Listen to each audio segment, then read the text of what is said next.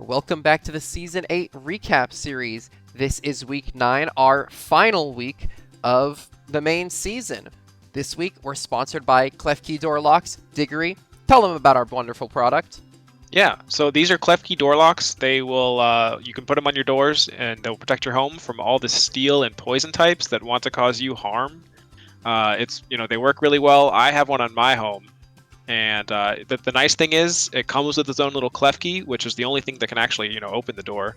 Yeah, we actually had Lifeweaver install them. We asked for one after he barged in last week, but he sent us the whole pallet, so we got to move these. Please, like you did last week, drop those orders in the comments section, and we'll get these shipped out right away. We actually have a special deal too. Juice, you want to tell them about that? Yeah, if you buy a whole bundle of the Clef Key Door Locks, that's going to be 6 in one package. We will send you one free Enamorous security camera. That's your eye in the sky. That's going to keep your house safe so you know exactly who's trying to get in and how to stop them. Yeah, you can actually see one up above me. Lifeweaver was very nice to install one in our own security space, or our own studio space here, just to sort of show off the product and maybe hopefully convince somebody else to buy one. I really hope he's not watching us, though. Anyway, so what kind of matches do we have this week? Yeah, so we've got 4 matches this week. We've got 2 from Quick Ball, 2 from Timer.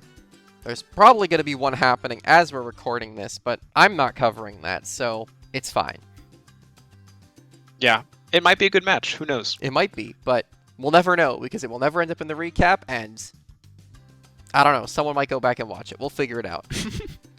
Anyway. Yeah, well, I think the ones we have this week are good. We tried to pick ones that were consequential for playoff placement in both Timer and Quick Ball. Yeah, I think the first match we're covering today is not particularly relevant, and then the other 3 after that all had the potential to affect the standings in some capacity, depending on how they went. But we'll talk about those as we get to them. Yeah. All right. Well, let's send it over then. Let's do it. Great. So this is going to be our first game. This is Grimsicott versus Run It Back. Last game for both of them, and I think you corrected me about this, but this game actually did have the potential to affect standings, right? Right. It was unlikely, but I think prior to this match, Kotard had the chance to, if he did really well, end the season with a similar record to somebody else in the playoff standings, but also potentially better diff. And it was, I think, maybe the earliest match we saw from Quick Ball. So at the time that it was played, we weren't sure where it was all going to end up. Right. Okay. Makes sense. So, my bad. This game did have potential to influence things. Yeah, real quick on these teams. Both of these players brought their top 6, and that includes a C tier for both of them. And I don't care what anyone tells me. You mean 6 most common? I'm calling it top 6. For Kotard, this is his top 6. I'm just going to be honest. Yeah, I mean, I think the done Tauros anything. Tauros came to everything. Yeah. Tauros came to every game. Venusaur came to maybe none of them, I think. You're correct. Okay, that's tough. So yeah, this is Kotard's top 6. And Stone bringing SAA and subbing out 2 B tiers for Salazzle Ditto. Both good Pokemon. Salazzle is kind of funny here into 2 ghost types in the fake out, but I mean, it works out ultimately. It's here to do the thing that Stone likes to do with it. And Ditto's been coming to a lot of games, I feel like. I think he had that one cool pop-off moment for Ditto. I don't remember what the week was, but it was against Poke Party, that team. Week 5. Yeah, and I think ever since then he's maybe brought Ditto, or almost always. I would have to look back at the prior weeks. Ditto came week 5, and then it came week 7 and week 9. Week 6. Okay, so it wasn't week 8, but yeah. I think it's a fun Pokemon, and against like a hyper offense team, I do think it works well. Like, you're scarfing, so you're outspeeding. I think the only thing that it doesn't want to see is like a Trick Room from the enemy, but Kotard's team is like naturally so fast that I would be unlikely. Yeah. Yeah. What else can we say here? I mean, I know that Stone prior to the match told me that he was going to just try to click some moves that he wanted to click earlier in the season, but didn't get a chance to, and try to have fun with his last match of the season. 'Cause Yeah, I don't think he had any he chance sent to, me this to make pace, playoffs. and I pretty much told him, like, I have some notes on this, and he was like, I am not getting rid of this one specific move on Blaziken, and I'm like, alright, fair enough. He sent me the pace too, and I had other notes which he did change. Okay. I won't call them out, but there was one I was like, I have to ask about this. Okay. Well, fair enough. Well, I think we can just start. Not much else to say on this. Yeah, let's get it going. Let's run it. Cool. I'm gonna Juice die. Destroyer. So notably, there is the constant threat of, is this a Zoroark in here? And I guess like we would know if it's a Tauros that it has the chance, right? Yeah. Yeah. Snatch comes out expecting a Tailwind. No Tailwinds coming out, as we can see, and instead we just going for damage. I don't know if that was like a read on the Snatch. I'm not sure. I mean, I feel like this Whimsicott, at least we can see in the paste, is offensively oriented. So it might just be here to click Moonblast, because there's no Fairy Resist on this team. So, like, what are you going to switch into it? There's also, I mean, it's a little risky because of the existence of Covert Cloak, but there's also the chance that, like, you are, like, you can say, well, if I'm clicking Fake Out, I want to make use of that turn, and clicking Tailwind in the same turn is essentially wasting my first turn of Tailwind just to click Fake Out. Whereas I can Fake Out, get some damage on, and then turn 2, get maximum use of Tailwind. I think whatever he was going through, whatever was going through his head there, you know, he made the right play. Yep, I like that actually. That's a good point. Clicking it again after Snatch though is bold. So yeah, I'm that's happy funny. That worked out. The mind game. Goodbye to plastic. Yeah, psychic coverage is very good on Chi-Yu. Yeah. Glad that Kotard found that button. That's a Swords Dance Mimikyu, Swords Dance Snatch Mimikyu. A single layer of Toxic Spikes here is still pretty good, like getting sizable chip over time. Bundle comes in, gets poisoned. And that Shadow Sneak is +2, super effective, does nothing to Metagross. I mean, less than half. Yeah, this is max HP, max defense Metagross, so... Yeah, and I think that Pokemon already has an insane defense stat. Yeah. It does return the favor and kill the Mimikyu very handily. Yeah. So the Mimikyu here was like a sort of utility set. It was like a mixed utility damage set because it was like, you know, Swords Dance and some damage moves, but it was also Snatch. I feel like Mimikyu was almost trying to do too much this game. A little bit. Potentially. I think that Kotard has so much other damage on his team that I don't think he needed to flex the Mimikyu like, away from being the supportive mon that it's good at being. Yeah. That's okay. It can be a DPS, but this whole team is DPS, so I think you're good on that front. Right. Like the offensive stabs that it has are covered really well by Chi-Yu and by Iron Bundle. Yeah. Hydro Pump crit, no idea if that mattered. I don't think so, but maybe it did. Iron Bundle lived a special attack. Yeah, that's crazy. It did bring it into poison range, so it's not going to live too much longer. Yeah. And we have Dazzling Gleam coming out from Alakazam.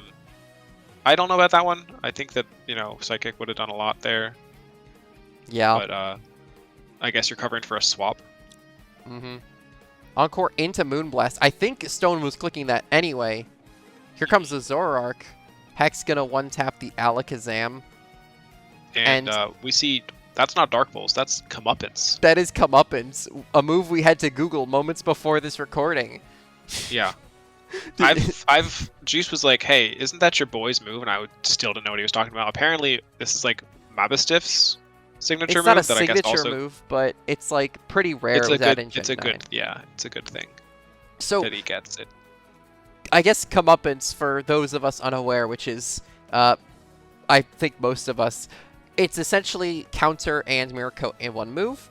It returns the damage of a physical or special attack 1.5 times the damage dealt. So it is weaker than those, but it works against both.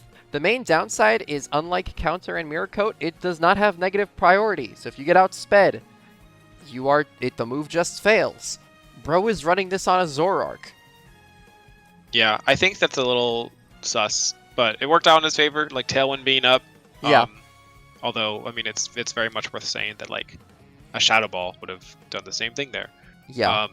But it was funny. Do you know if this thing is sashed or something like that? The Zoroark is sashed, yeah. Okay. That I guess so. It's probably just there in case it needs to take a full health hit from like Giratina or something and return. Yeah, 1.5 damage. I get it. I do like the Zoroark set this week in general. It's actually pretty utility focused. It's like Fake Yeah. Tears, Icy Wind, so pretty cool set. But Comeuppance getting its a kill, which is not something I expected to see in any game, but fair enough. Hello, Chiyu. This Zoroark has one turn to live. There's real Chiyu again. Real Chiyu. I'm dead. I forgot to mention. And we see Quick Attack coming up from the Blaziken, followed by Icy Wind. So this Icy Wind is going to keep the +1 speed boost from going off on an additional turn, and then Specs Chiyu gets to do its favorite thing, which is to click kill buttons. Yeah, but the poison is going to kill the Zoroark, which means both of these trainers' last Pokemon are forced in. Notably, these spikes are doing a lot of work. Yeah. Something really funny here, I guess, is the... Hang on. Does the other Tauroses come out first? It intimidates, and then Ditto transforms, resetting the Intimidate drop, and then it intimidates, because Ditto is slower than Tauros. And Ditto doesn't copy the intimidated attack stat. I forget how that works. I think it does copy reduced stats.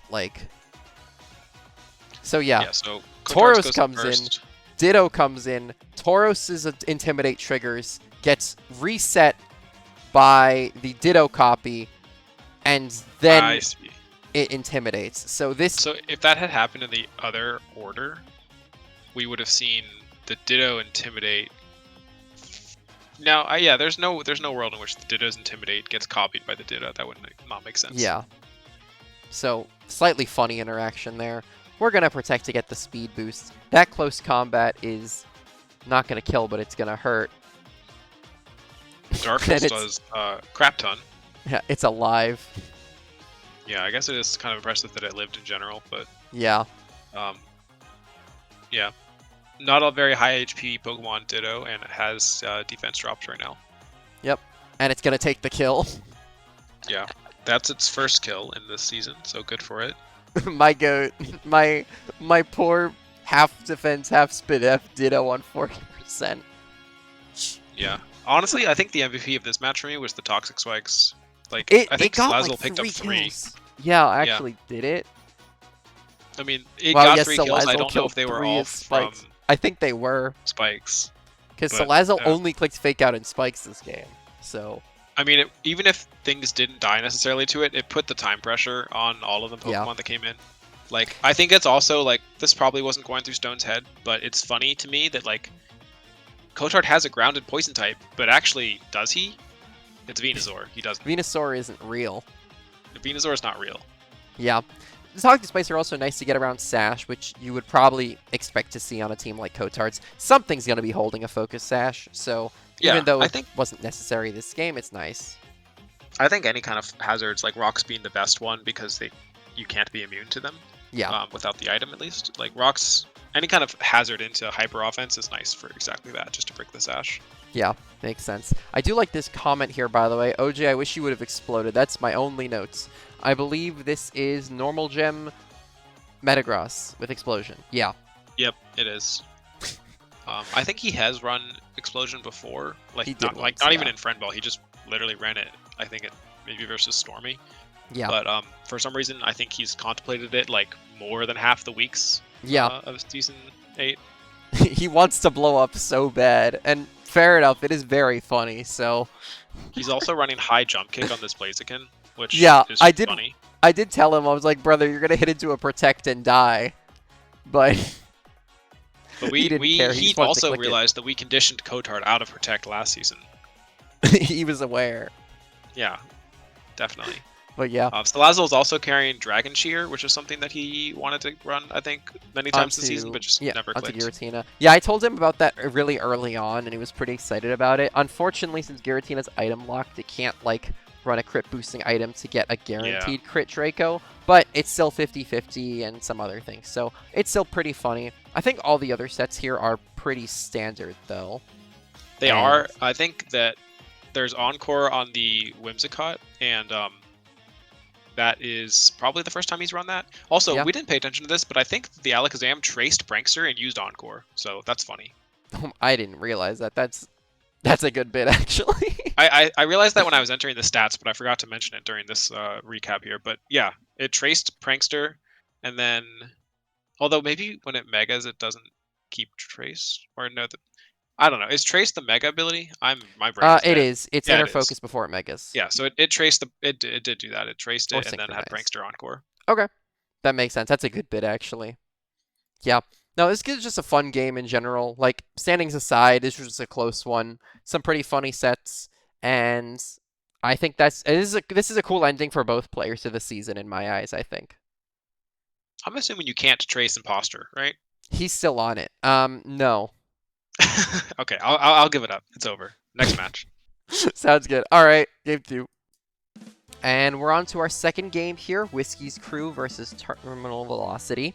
This game affected essentially who got first or had second and third in Quick Ball, but both of these players were locked in to going to playoffs regardless. So essentially at the time of the recording, or at the time of the game, this was our top 2 facing off. So pretty hype match off of that alone. Yeah, this was like the Quick Ball. This is basically Quick Ball finals, if that makes sense, you know? Yeah. No, hype for sure. Both these players have had insane seasons. Like Whiskey, this is by far his best season. And then Aquarari's had some strong performances in the past, but, you know, nothing's changed in that. Like, he's had a good run this season as well. Yeah, performances. He's been here one other season, but... Really? Oh. Yeah, well. he joined Season 7 after me, but... Anyway, talk us through Whiskey's team. Yeah, so Whiskey seems to be running, basically... we're going to continue the meme and just call this his top 6. Ampharos has come to, I think, almost every match. And I know for a fact the match that it didn't come to, he regretted not bringing it because he had to bring this Magis instead, which is funny. But the Articuno's here. We've seen that before, and then like I think the top 4 that you see there are just the Trick Room mode. I guess Ampharos is included in that, but we got our setter in Furry Giraffe. We have a strangely like offensive, it's been offensive rather. The Incineroar. Mm-hmm. And then Amoonguss and the bear Ursaluna. Yeah. I think Articuno makes sense because 2 of the most problematic Pokemon on Aquarari's side are water types, and just having a freeze-dry user just to smack them makes sense to me. Ampharos helps with that as well. So there's a lot of pressure on both of them, I think, here. Yeah, and Freeze-Dry can hit the Ments pretty well as well. I think he's also carrying Ice Beam, which is nice, like just to have that higher damage option. Yeah. I think a lot of players would probably have just said, well, Freeze Dry is 1 ice move, I can't run 2. I like it a lot, like especially on a set like this, which we'll talk about I think more in the actual match. Yeah, for sure. Having like a higher damage option for when it's needed is good. Mm-hmm. Yeah. Looking over on Aquarari's side, Copperage is here. I don't know if it's played a game before, maybe one other game, I'm not really sure. It played 2 games. Yeah. But Copperage is here as just a, well, if Trick Room goes up, I need something to do sort of option. My understanding for this game in general, that Aquarari, it was kind of struggling to figure out how to stop Trick Room from going up, and was kind of preparing for a specific lead, but we'll talk about that as it comes up. Everything else here is pretty standard with the notable exception of Chien Pao being out, which I'm kind of both ways on, because it hits a lot super effectively here, but it also gets exploded by a lot here, especially if Trick Room goes up, so I get leaving it behind. Yeah, I think it's interesting, like Chien Pao seems like a great way to break the Ursaluna, but when you think the Ursaluna has Vacuum Wave, inside or out of Trick Room, you still have to be like terrified of it.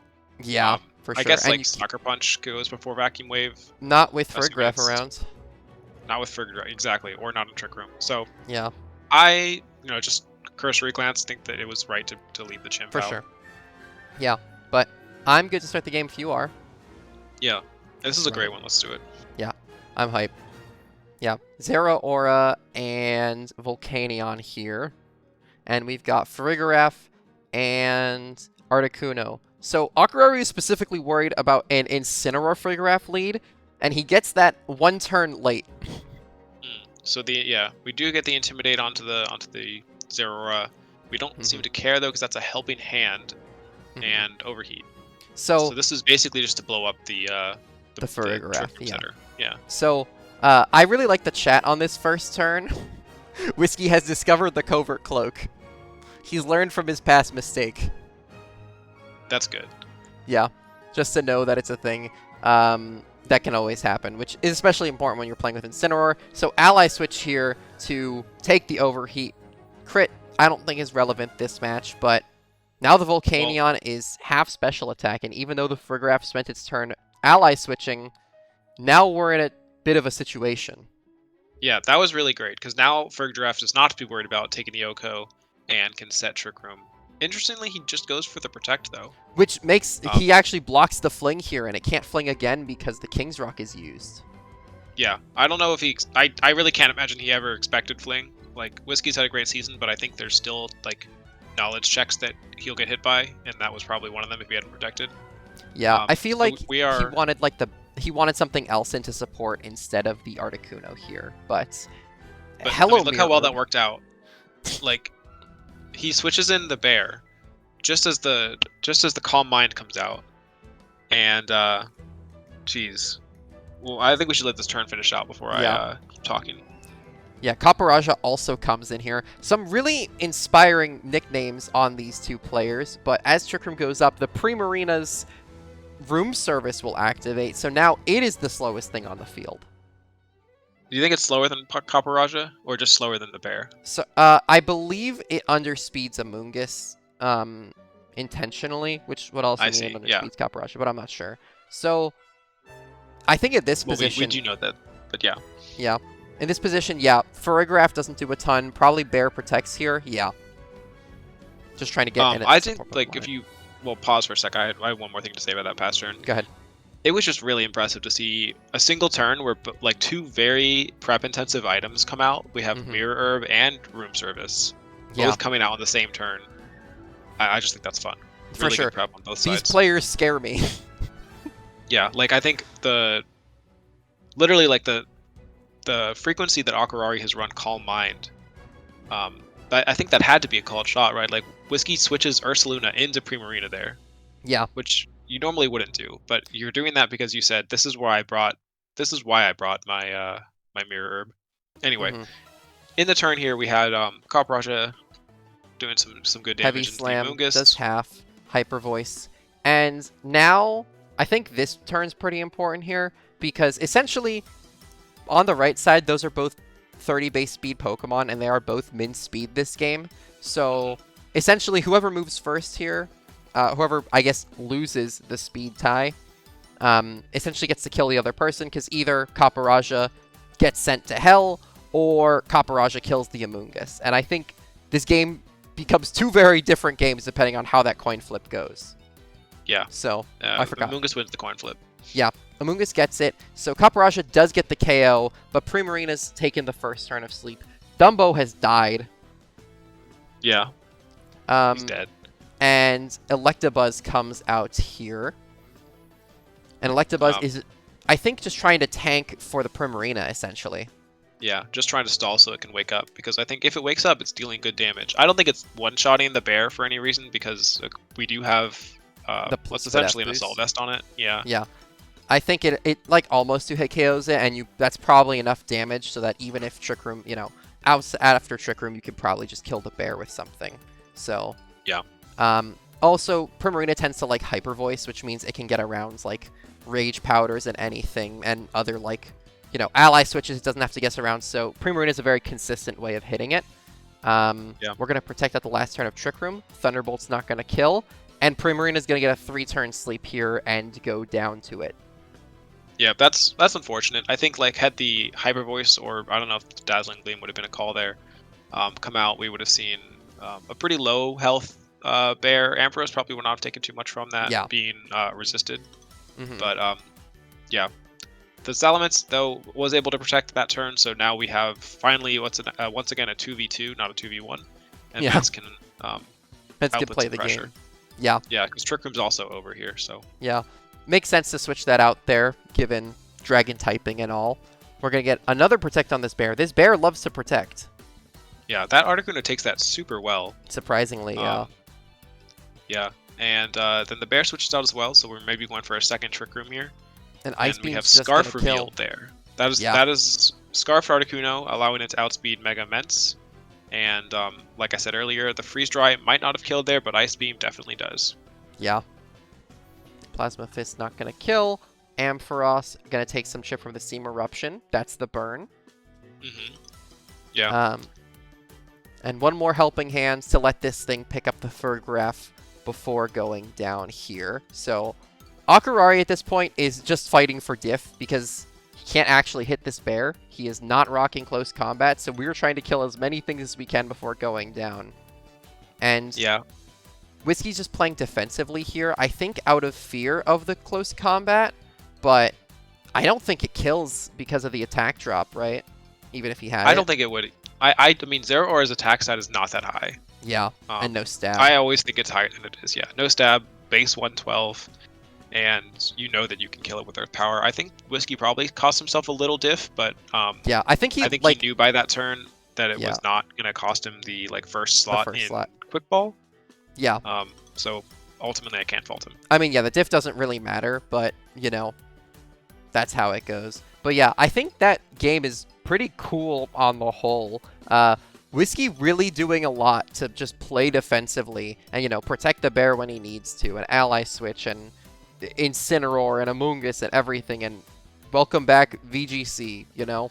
Yeah, I mean, and he only had the one Trick Room up, so, like, we had 14-turn game where, you know, 10 of those turns he had to function outside of Trick Room. Yeah, Obviously, we had a very impactful, like, speed tie go his way. Yeah. But I don't think we can pin the whole game on that. No, I'm not gonna, like, but, like, even between, like, the sleep turns and that, like, at the end of the day, I'm not, like, you know, you can't deny that Whiskey didn't, like, do a ton of really good posturing just to get into the position of Farigiraf next to Incineroar to set up the Trick Room after the special attack was dropped from Overheat. So, a lot of really good posturing baited out there. the fling, whether that was intentional or not. Like, Baited there out the was a fling. lot of anti-Trick Room prep that he was able to sort of sustain himself through before getting that up, and then made great use of the Trick Room, killing I think 2 or 3 with the Ursaluna.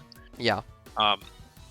Yeah, really good play. Very awesome, like quick ball finals is what we'll call it. I would love to see this as a best of 3. This is a very cool game. I know. Yeah, I mean, there's a reality where these two meet in playoffs, right? That's true. I think so. I mean, we might get that. Yeah, for sure. But I guess that'll be it for this game. I don't have anything else on that front. Yeah. Cool. All right, let's move on to timer. Let's do it. Cool. And now we're on to the timer games. Our first one here is going to be Neighbearhoof Watch W period versus the Golden Gods. Another playoffs relevant game for both of you, I think, to some capacity.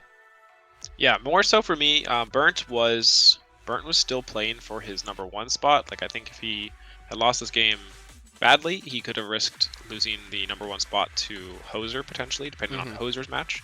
I was fighting for a win. If I won the match, I had a guaranteed spot in playoffs.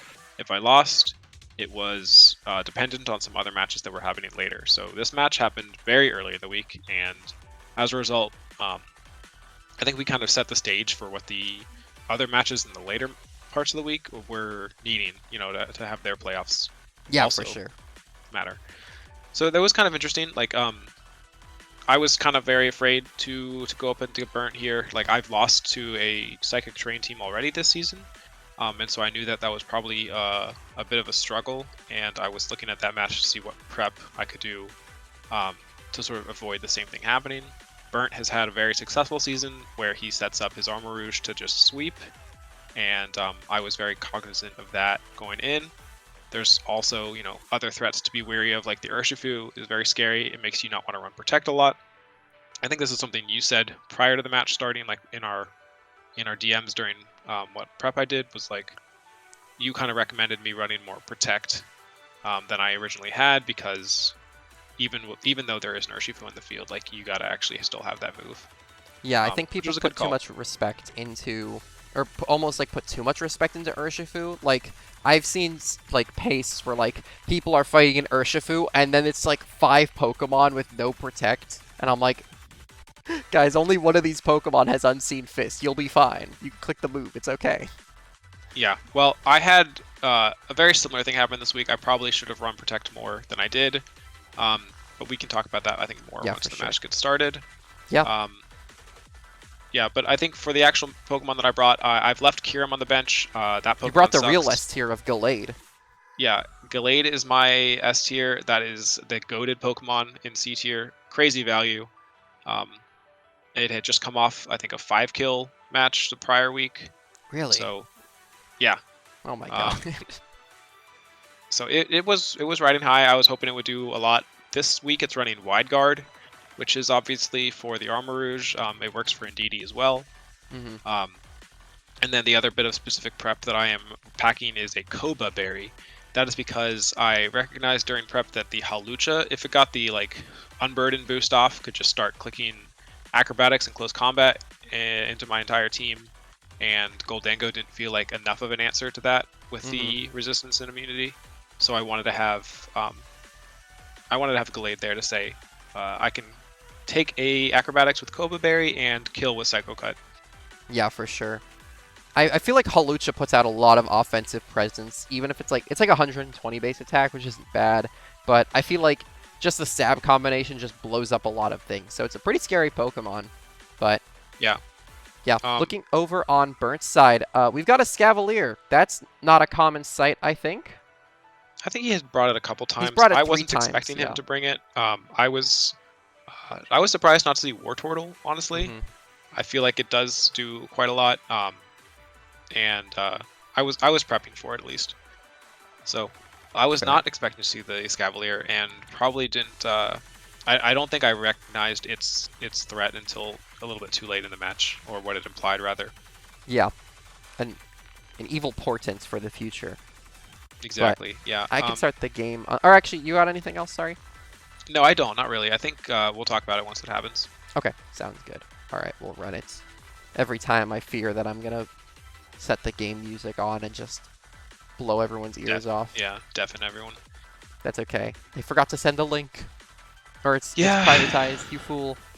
Yeah, I messed up with the link. But I have my Second Siege proc on the Blastoise, basically getting me an Assault Vest, and I'm still able to click Follow Me. But instead I'm trying to go for some damage and hopefully threaten out this... I guess I can't fake out, so that's probably why I did that. But yeah, the Ribombee is dropped to its sash. It does get the Sticky Web up, but unfortunately, Trick Room comes out.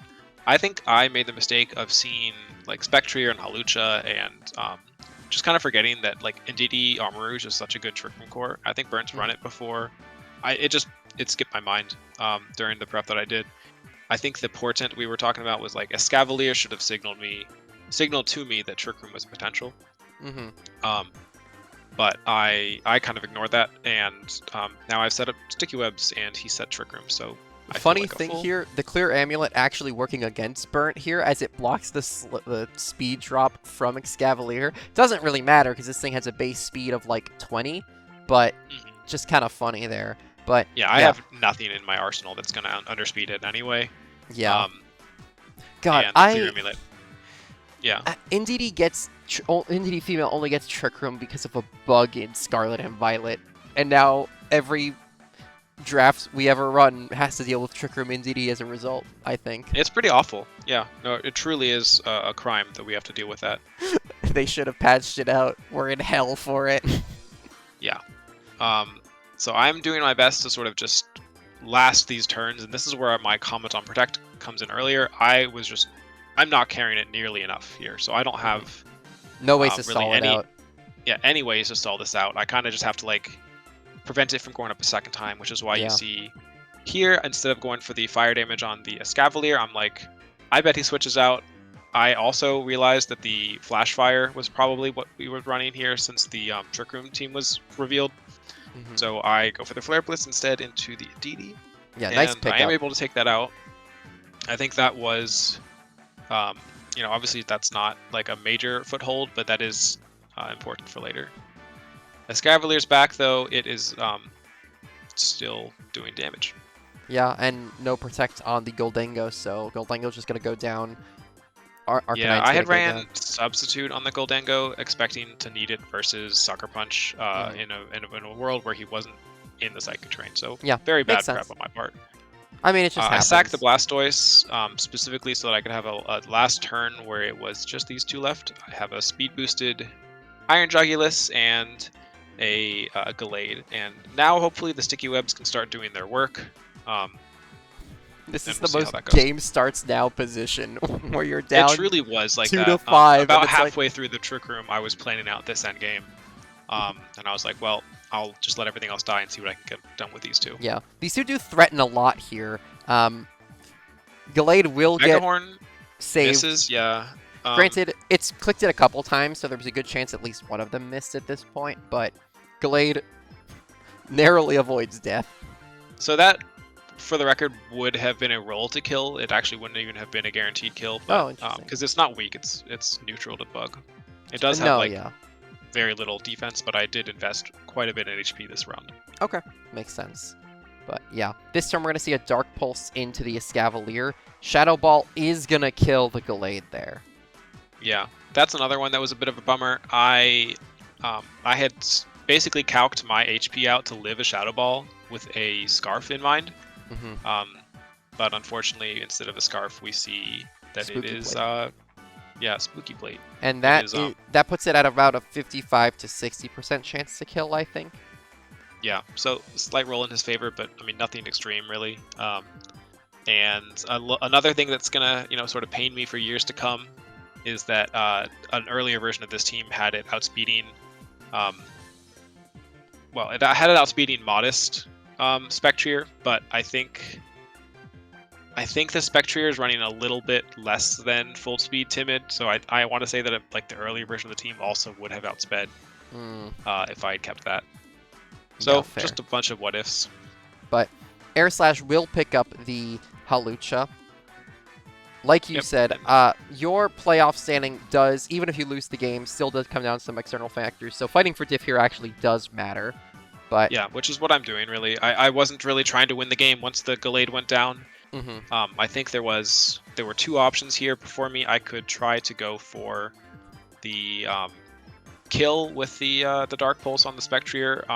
According to my calcs, it was probably not going to happen. I don't think there was a world where the Dark Pulse got the kill without a crit. And I guess it could also have flinched. So I just decide I'll go for some more diff. I know that Air Slash can kill Urshifu. Hopefully it doesn't have Protect. It has Protect. It has Protect. Yeah, if it's a ban set there, then it just dies. And given that Shadow Ball before did 49%, there's a decent chance it's a roll to kill there at that point. So technically, if you one tap Urshifu, and it's that was the idea. Yeah, if it was banded, it'd probably be clicking a priority move there, and then you're dead to Shadow Ball. But if it was banded into Wicked Blow, or it doesn't have priority, it's banded, you kill it. Technically, there's a world, but yeah. Yeah, I think had I called the other slot with the Dark Pulse, in a world where that doesn't crit, it doesn't change the outcome of the game because it doesn't reset anything. Yeah, you have to crit or flinch or something, and you need something crazy there. So yeah, makes sense. But no, I mean just a good Trick Room there from Burnt. I mean, this team's been very kind of aggressive. We've had weak armor Rogue all season with the humble Bulldoze Spectrier, so here comes the slow mode that it had in the back pocket the whole time.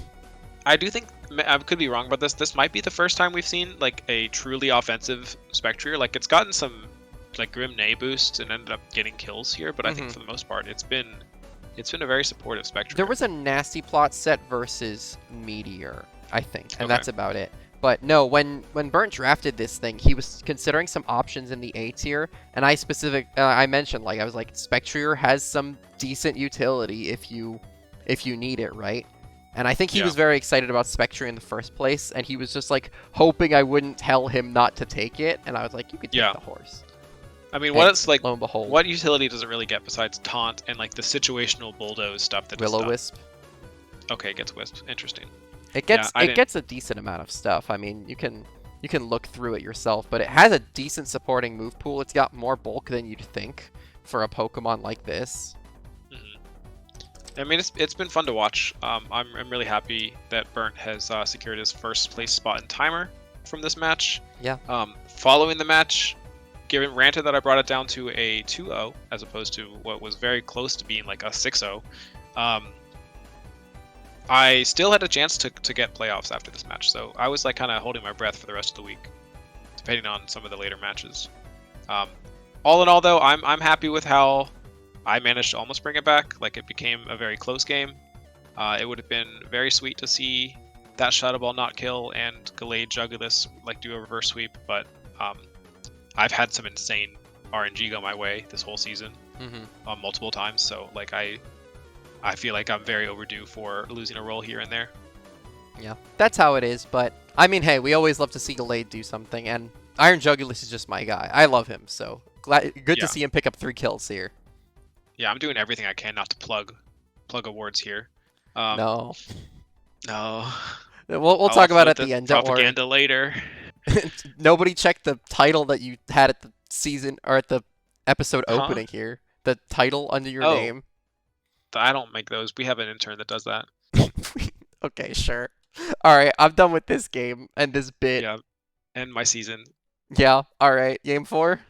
Game 4. Let's go. And we're on to the last game of this recap. This is Sword Dad Show versus Delfino. Techno has had the potential to affect playoffs, but in like the most ridiculous way possible. I think Techno essentially had to get a 6-0 here to get a playoff slot over, I forget if it was over you or Meteor at this point, but I think Techno went into this saying, I'm not going to bother trying to 6-0. I am just going to play the game and get some of my silly guys some extra, brownie points here. Yeah, and I think go ahead. Like Steven, on the other hand, was competing with me for what was really the final playoff spot. So after my match already happened, and I think he recognized that as long as he won by a decent margin, or at least didn't lose by a decent margin, that the spot was his, because I think his diff was higher than me going into the week, and also he had the head-to-head advantage because he beat me week 2. Yeah, makes sense. So Techno bringing Azelf and Pikachu here. I think Pikachu was he thought was useful, but also he just wanted to bring the rats. Azelf, I think, had only played 1 game before this, and Techno refuses to have C tiers that don't play enough games, so he wanted to bring it to an extra 1, I think. Actually, no, Azelf has played 4 games. Pikachu had only played 1. Yeah, you're mixing them up. But yeah, I think that's true. Techno does like his C tiers. He's very egalitarian when it comes to his team. He likes to see a pretty even-rounded games played stat, and I guess the exception here being the top 3 have come to every match, but that's part of the theme, so. Yeah. So, makes sense. And Meteor brought top 3, almost top 6. Actually, this is just top 6. This is top 6, yeah. Okay, fair enough. I mixed up Sceptile with Baby Sceptile. Volcarona is a weird thing because it had only played 3 games before this, so this was its 4th game. So, it's kind of a rare sight for an A tier, but it's been good in the games it's played, I think, so it's cool to see it show up. I raised you my S tier that came 4 games. That's true. It came less than Gallade. Yeah. That's a really funny statistic. Anyway, Yep. Go ahead. No, I was just agreeing with you. It is funny. Yeah, but Gallade not too much to say. Gallade sure is goated, huh? Shut up. I'm voting against you. I can't vote, No. but let it be known. I would if I could, out of spite. No. We'll talk about awards at the end of this. Like I said before, Diggory, we're going to talk about awards at the end of it. Awards. Shut up. I'm going to start the game now. Yeah. I have to turn off the sound first. I hate it here. Okay. That's fine. And now, you see in the chat, all it needs to do is click upper hand, referring to the Pikachu. We'll get to that. Techno is holding me at gunpoint, forcing me to talk about lore. Yeah, we'll get there. Palafin, the rare Palafin lead. Palafin lead! Yeah, it's switched out. It's got his hero form up now for the rest of the game. And Iron Hands is here to take some hits. Yeah, Iron Hands is one of the most ridiculous Pokemon I've seen in my life. I hate this thing so much. Yeah, it's pretty ridiculous. Dude, Stealth Rocks goes up from Azelf. It's sitting in front of a Raging Bull's just gonna kill it. That's surprising. Oh, it's banded. Is it? Okay. That makes sense, I guess. How frail is Mega Sceptile? It's pretty frail. Its defense stat is 75. Okay.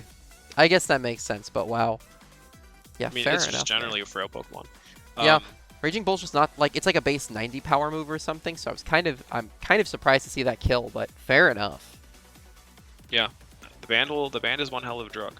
Yeah. Anyway, so it's gonna do quite a lot. Like notably, also wasn't Flare Blitz, so Yeah, it's alive. It doesn't take recoil. Really Here's nice. Palafin back on turn 1. Rare occurrence. Yep. Yeah, Aegislash gonna Instantly come in. Yeah, it's threatening a lot of priority here, along with the Aegislash or the Fake Out. But instead goes for Ice Punch. And Aegislash does the Aegislash thing and pivots in.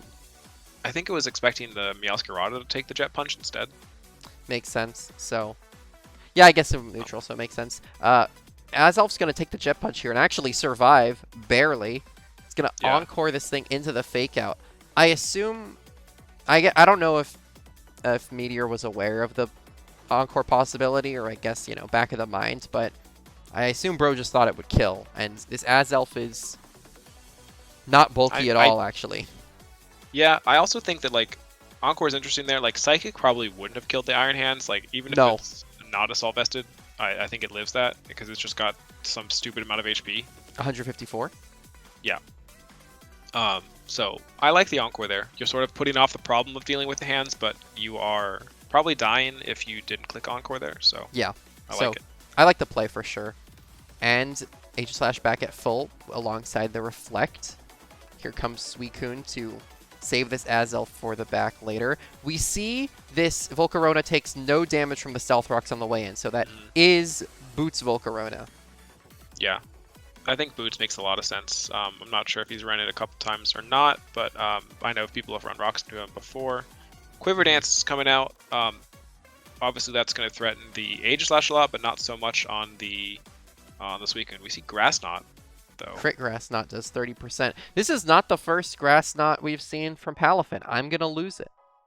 I think Palafin here is just like needs to run something that doesn't like get walled by the two Pokemon that's sitting in front of. Yeah. Granted, from that damage, you can tell that this is Assault Vest Suicune. So yeah, he probably expected it to do more, which is fair enough. But Shadow Ball comes out from the Aegislash, who Toxic last turn, so you can kind of tell where this is going for. It is not King's Shielding here, so it is going for another attack, and Suicune's barely going to hang on there and pick up the KO in response. Yeah, really nice. That Volcarona did take quite a few hits, though, thanks to that Quiver Dance.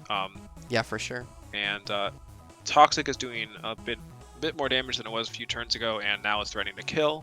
Iron Hands is back. He's not Encored anymore. He is ready to fake things out again. Yeah. Is this... Oh, right, this is banded, so it can't actually protect here. Yeah, and he probably knows that if he read the calc. It goes for Ice Punch. Well, I guess that was just the switch-in, right? Yeah. Yeah, it was a switch-in, so good switch-in. Barely getting value out of this, like, 18% HP Bull. And it's leaving it again back into the Suicune. Meanwhile, I'm in my seat watching what could end up being, like, a very big sweep in Techno's favor and being, like, super excited about it. Yeah, for sure. It could mean my playoff spot. Bullet Punch in the rain. I mean, obviously I'm rooting for Techno, but I had selfish interests watching this. Mm-hmm. That's how it is. Pikachu takes a hit? Pikachu does not take a hit? Yeah. So Bullet Punch there is a priority move, right? Yes. Yeah, You're the Caesar guy. Yeah, I know. I'm setting up some banter. Okay, sorry. So what does Pikachu have that can deal with that option? I mean, it gets Fake Out. It also gets the move Upper Hand, which is not something I expected. For reference, Techno has messaged me multiple times asking me to talk about Upper Hand's Pichu, because essentially, from what I understand was... Oh, yeah, I can just put the screenshot up later, but Techno spoiled his team because we have a document where we put the awards in, essentially, you know, what we think should get nominated for we just write little awards. notes down nominating individual Pokemon, and so in that he inadvertently spoiled some of the sets that he was going to bring, at least on Pikachu. Yeah, which Meteor didn't see, but you know, as a joke, he mentions like, "Oh, what if Techno brings Upper Hand Pikachu?" And I get a message immediately from Techno that is something along the lines of, "I hate it here. I literally just put Upper Hand on my Pikachu instead of Knockoff earlier today." And now you can't switch it because that's unethical. Wild. Yeah. So I think Techno shot himself in the foot a little bit by revealing that he had even revealed something, which is funny to say. But yeah. So this Pikachu was carrying upper hand, to be clear, right? yeah, it was carrying upper hand. It was on the paste. It did not click it, which means we've continued the prophecy of Meteor being the only person to click upper hands. We probably can continue with this. That's all. That's all. This whole segment has been a meme. This whole segment is certainly going to survive the editing process. Yeah, Aegislash is still here. It is full health somehow. Yeah. And it's gotten a couple kills already. Yeah. That's ally switch on the protected Mon, so on the King's Shield rather. Forcing this thing to hit into the King's Shield. Yeah, crazy play. I think I did a similar thing with Burning Bulwark last season. Very fun. Yeah. Dude, Techno's getting so much value out of these Pokemon with like 4% HP left. They're just taking hits with nothing left in the tank. It's insane. I mean, seriously, thanks to that Reflect, I think, is how that lived. Was that Azelf Reflect or? I don't remember. Aegislash Reflect. Never mind. Yeah. This guy's doing something? Hold on. He gets another kill? Wait, his shit is fire? Boros comes in for what's got to be like the third or fourth It has to die this time. It dies to fake out. Thank God. Yeah. And then Knockoff here is revealed as half something attack. That's able to take off. But yeah, now it takes another attack drop from King's Shield. Yeah. We see this Pokemon take 40% from a Flower Twig. 30% from Knockoff, and Aegislash Shadow Ball is going to pick up another kill here. Yeah, the Shield form, that's what's called. The Shield form allows it to take very little from the Knockoff. Yeah. Which is nice because now it's taking less because it has no item. So really, honestly, like a good answer to Knockoff. Like just be in defensive form and then lose your item, so you're taking less base power. Wow, look at those two. Those are some cool Pokemon that are left on the field. Heartwarming. Yeah, Aegislash did the unthinkable and clicked more than one button. It got 2 Reflects off, a Toxic, a bunch of Shadow Balls, and did more than click King's Shield. So beating the flop allegations. Yeah, I think this match, at least in my eyes, saved it from the flop nomination. Yeah. And I think even if it is nominated, I feel like it is a much tougher sell for it to actually win the award after this game. Yeah, it got 4 kills, to be clear. I think that's right? It got 4, plus the Reflex saves Tauros like 4 times. Yep, it probably healed a good amount from leftovers over the course of the game. Yeah. It revealed all 4 of its moved and used most of them multiple times, which I think is always a good sign. Yeah. Like that's a sign of good prep, I think. Mm-hmm. At least on like a bulkier Pokemon for sure, but yeah. So very cool. And then Azelf also put in a lot of work this game with the Encore. It got the Stealth Rocks up, which did like significant chip throughout the game. Mm-hmm. I like it. Excuse me. There's a lot of pivoting on this team, given, the Palafin is forced to pivot, but the Iron Hand says Fake Out, and you threaten a lot of damage. And the more a team likes to pivot, the more value you can get out of hazards in, a doubles format like this, which, otherwise hazards tend to be less common. The Encore on the Azelf, which further encourages switching, because you don't want to be sat on the field Encore than something like Protect. I still hate that the Iron Hands switched in on an Azelf, a special attacker, and was totally fine with it because it knows it takes like 40% from that Psychic. I hate it here. Yeah. Yeah, I didn't actually do the calc. I'm just assuming it takes like 40, but it's not good. Yeah. It's probably a 2 KO, to be honest, but it probably is, but it upsets me regardless. But yeah, I think that's it for this game. Yeah, so Techno did pull out the win. Unfortunately, did not pull it out by enough to get me a playoff spot, but I forgive him for that.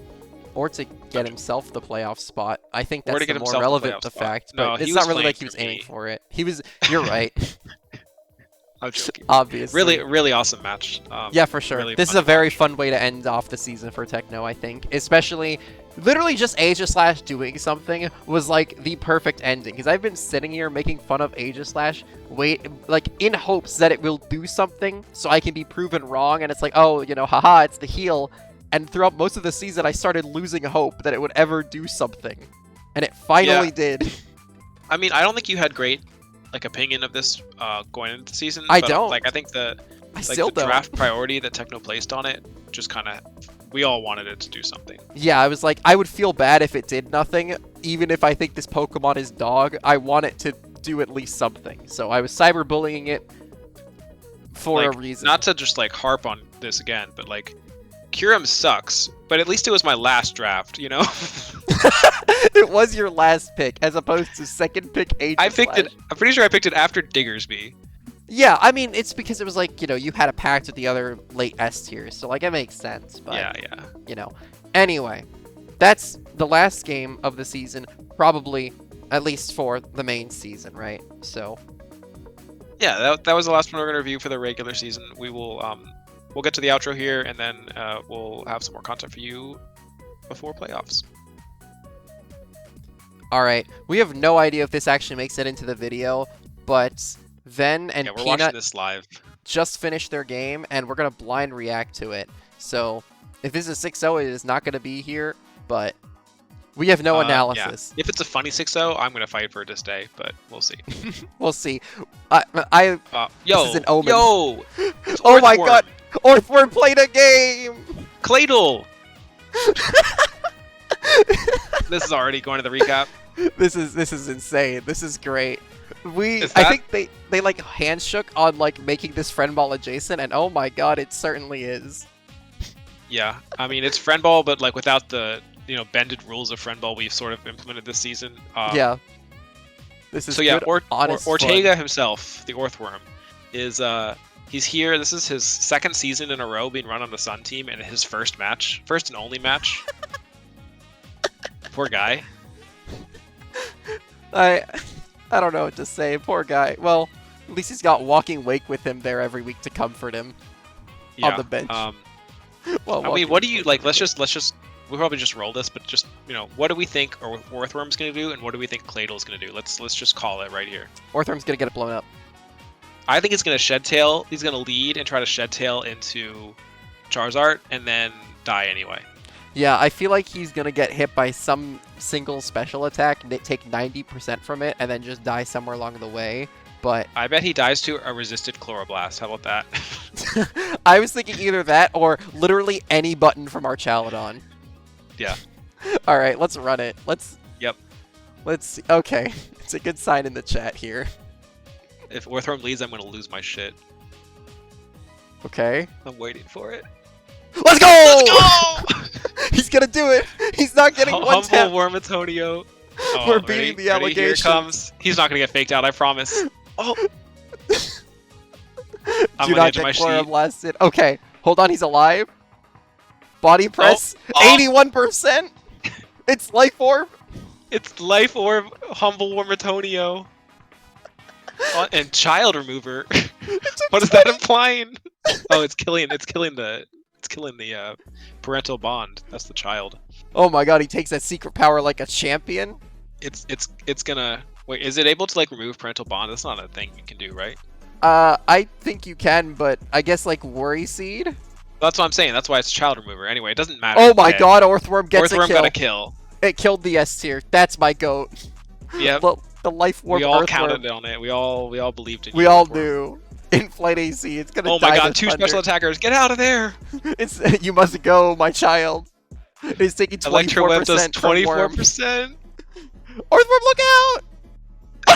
Oh, Tusk gets crit by the deadly Rotom fan. He got another. The second kill. It's unstoppable. I have no idea if that crit mattered. Wait, which crit? Oh, the Tusk crit? The air/crit, yeah. It might have, I don't know. It's a weak move. It's a weak move. It's also a weak Pokemon, so it could have. Yeah, that's fair. Alright, regular guy. Orthworm is still in. Yeah, he's not he's scared here. of anything. If he gets a heavy slam off, it's over. Whether ball's gonna kill. Hold on, heavy slam right now. Come on, Orthworm. Come on, Earthworm. He can do it. He can do it. Heavy slam this guy. It doesn't kill. Oh, it didn't kill. It didn't kill. It's over. It doesn't kill. Here comes the bridge. No, it's Claydol. think- The bomb. I mean, Goodbye, it's not Earthworm. that heavy a Pokemon. Yeah. It dies to a Screamtail Flamethrower. And, Claydol reverse sweep. Hold on. He's Could cooking. this be scarfed? Is this scarfed Cladle? I think it It is. cannot be. It has to be Scarf Claydol. Yeah, I think it's scarfed Cladle. Oh my, is it Solar Beam? Oh, but we have he's not putting enough threat on the scarfed Cladle. I guess He you don't put have to, threat but on you it. have.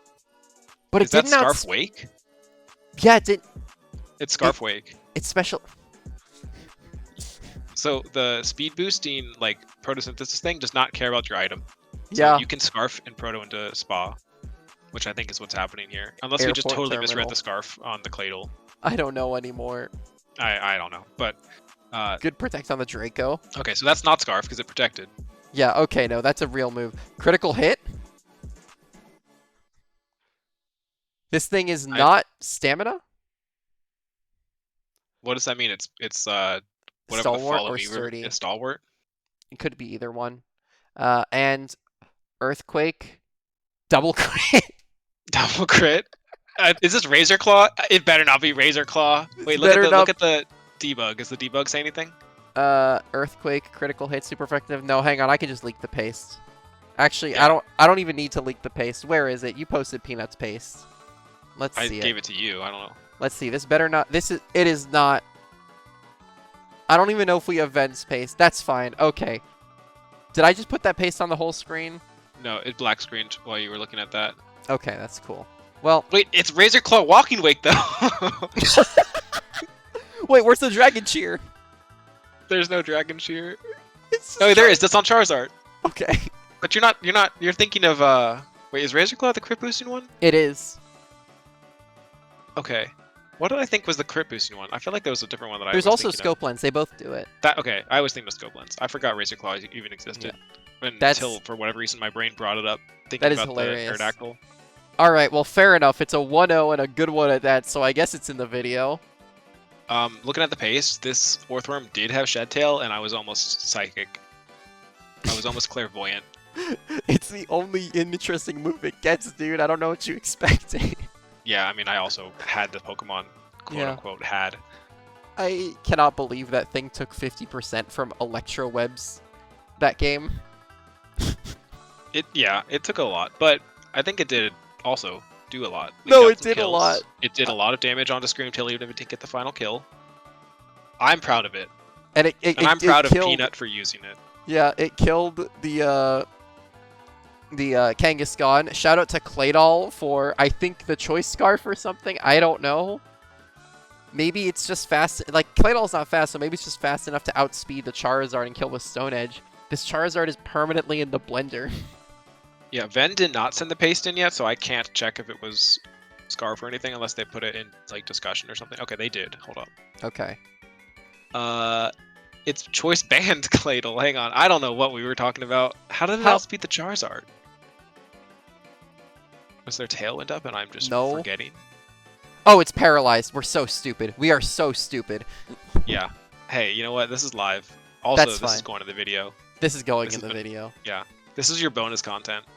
This is our apology for only doing 2 games last week. You get this monstrosity. I promise the bonus content, and we've delivered. Outro for real this time. Yeah, outro for real. Let's Okay, do it. goodbye, Earthworm. And that's going to bring us to the end of our main season. This has been a really fun one to, I guess, get thrown the reins for. It's been really close on both divisions. Couple 4-4s at the gates of playoffs in Timer. Similar story in Quickball. A lot of really close matches. So this has been a ton of fun to be doing for sure. Yeah, it's been fun to play. I've had a great time this season, and just watching both divisions be so close has been really exciting, especially when you have like multiple playoff spots being decided in the very last week. Just great, yeah. We had some standings. I think we had some like standings changes here, maybe. No, actually, I don't think we did. Well, I think actually all this. The only difference stayed is the that same. Akurari and OJ flipped 2nd and 3rd, but otherwise everything is the same, I believe. They weren't 2nd and 3rd.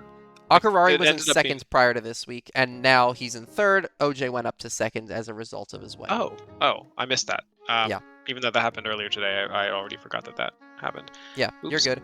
So, playoffs looks pretty similar at least. So, Meteor is our only like long time timer veteran in playoffs this season, so good luck, brother. Yeah, we are rooting for you, I suppose, but also not because we're not biased.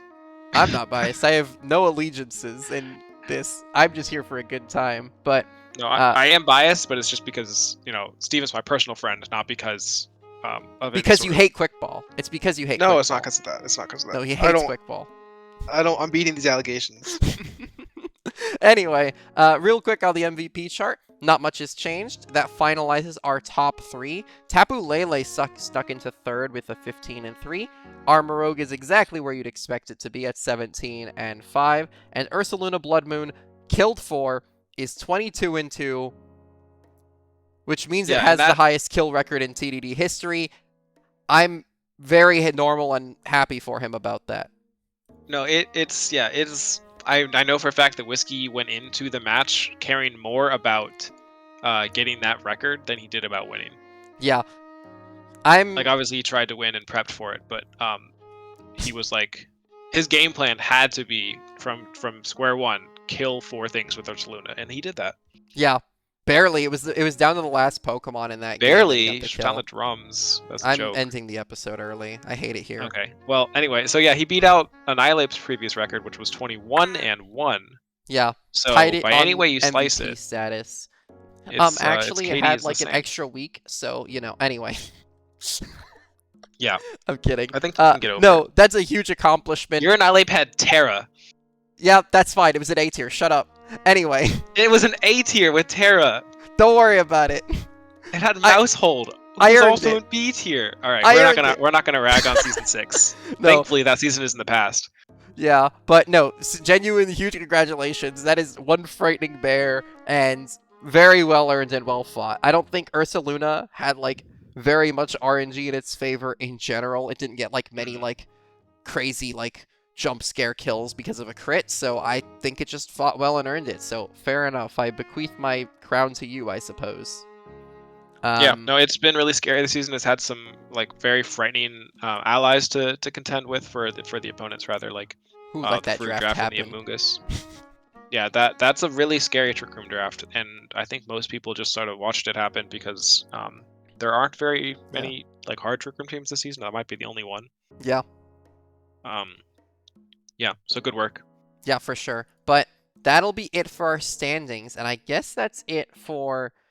Well, I guess we should do some heads-ups for what the season looks like from here, essentially, right? Yeah. Yeah. So, starting with playoffs, for those of you in it, there's going to be a week break before we get into playoffs proper. So, Timer Ball first place gets a bye week, so Burnt, as you probably are well aware, you're not going to be playing this first week. Everyone else will be matched up accordingly. You'll see about those results down the line, but you've got a week as a break first. Yep, and in the meantime, we will get some more content out for you guys. We're going to have a season recap next week where we are going to go team by team and just talk about overall performance, our impressions of how the season went for a certain player. And it's currently unclear whether or not we're going to do that live as we did for the intro, like the season overview, or if it's going to be a more structured video like we do for these. But we'll put an announcement out when we decide that. Yeah. We're also going to have awards for this season, which, like we said, we would talk about at the end of the video, and only at the end of the video. Yeah, but I mean, you brought it up earlier, not me. Bruh. Anyway. All right, I'll stop. No, you're fine. It's the end of the video. You're allowed to. Propaganda is legal. But yeah, you'll be allowed to. You should be able to vote on those by the time you're hearing this. So just a reminder, that's for trainers only, people participating. So if you're a trainer, put your votes in. Vote for as many things as you think deserve it. Highest votes gets it. We'll cover all the award winners in that overview episode as well. Yeah, so I think we'll probably be able to get the awards out to maybe start the votes either tomorrow or Tuesday. Yeah, I mean, by the time you're seeing this, they should be out. If they haven't, something is wrong. Yeah. Anyway. If you haven't seen them, please report Lifeweaver to the FBI, because something has happened. Hey, stop. Don't. He can it's hear a joke. Us. I think that he knows has, that's a joke. Speakers on it or something. Okay, yeah, we're joking. Dude, I think we got to get out of here. I think this is a bad situation. I don't think we're going to sell as many locks as we need to. He's going to come for us. I don't think we can be here anymore. It's Do you have any idea where we are? Like, where's the studio? I don't know where this map is. Okay, I thought because like, yeah, well, I thought we started in King Gambit's row, but Right. honestly, I think he must have teleported to the space or something because I hear jungle noises outside. I don't know where we are anymore. We might just have to go through like the jungle on our own, but I think it beats being here to be honest. But Okay, well, thankfully we have a door lock on the door. You guys can still put your orders in. Maybe he won't be angry if we sell a lot of them, but if you don't sell enough here, yeah. I think we're gonna have to make a Get your break orders for it. in. We'll get those over. At least, maybe we'll give us another week, and hopefully we can finish the season before he gets too mad. So Yeah, okay. All right, well, I've been Diggory. I'm still Juice for now. For now. All right, we'll catch you guys next week. See ya.